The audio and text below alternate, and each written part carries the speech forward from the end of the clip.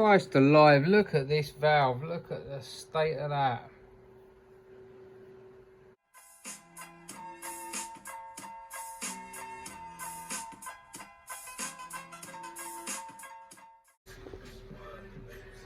So, it's that head time of year.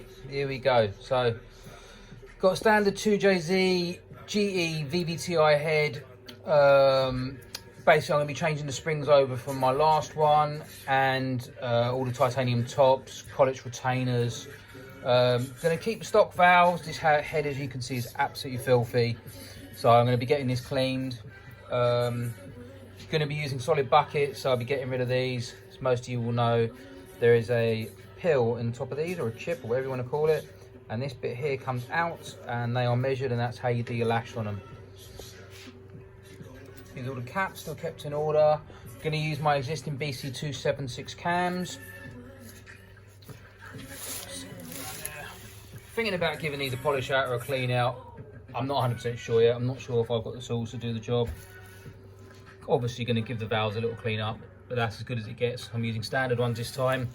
I used the BC swirled ones, and due to my mistake, I damaged it, and I just can't really afford to buy any more. So that's where I'm at with it. So I just want to show you quickly, it's nothing amazing, but basically how these run, let me just turn that down.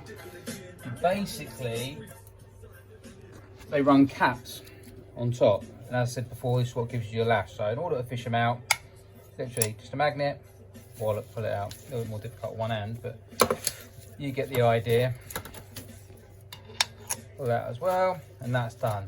Now in a traditional manner, you just basically push these down, take the keepers out, collets will come off, and that's it. Springs will come out, valve will drop, and then we'll move on, and I'll carry on going, and eventually I'll be able to show you how I actually measure them up, and hopefully I'll get it right.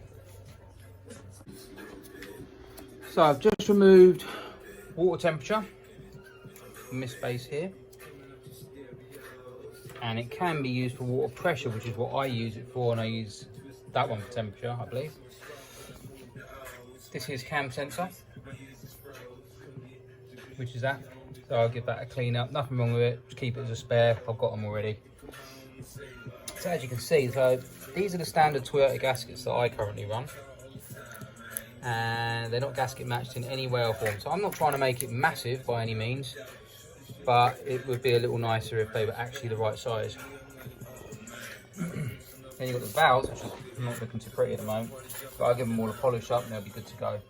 Just keeping it standard, not spending big buckaroos on this time, not having it. So I've got a number of the springs out. Keepers, collets and spring. These are just single springs, standard vvti G springs from a 2J, don't need that anyway, thank God. Remove these ones, but I wanted to show you, this is what happens when you leave the tool that you purposely bought at home, which is built for the job. I've got this old fashioned bloody thing. So basically this is not ready for an overhead cam, but it does do the job. So all I'm doing in there, banging the old magnet in there, fishing them out as so, the keepers, locks, whatever you want to call them. Bang that over there. Release that up, push down on it a little bit, get both arms out of it. Yes, not the correct way of doing it, but guess what, it gets it done and I'm not sat here waiting for the part to turn up.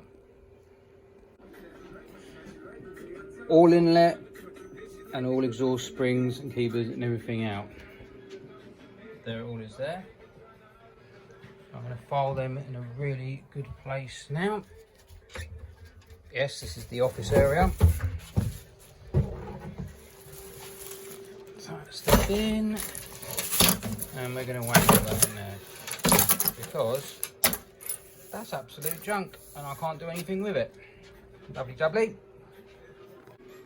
Christ alive, look at this valve, look at the state of that. Unbelievable what an engine goes through. Look at the top of it. Not good. So here's the finished article. Not bad, it's not perfect. It's a hell of a lot cleaner than it was. And that's all I need. It's not going to run a million miles, so it doesn't matter.